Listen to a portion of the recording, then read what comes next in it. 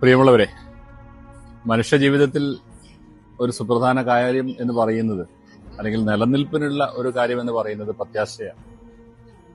പ്രത്യാശയോടുകൂടിയാണ് മനുഷ്യൻ എല്ലാ മേഖലകളിലും പ്രവർത്തിക്കുന്നതും ഇടപെടുന്നതും ഒരുപാടേറെ കാര്യങ്ങൾക്ക് നേതൃത്വപരമായ പങ്ക് വഹിക്കുന്നത്.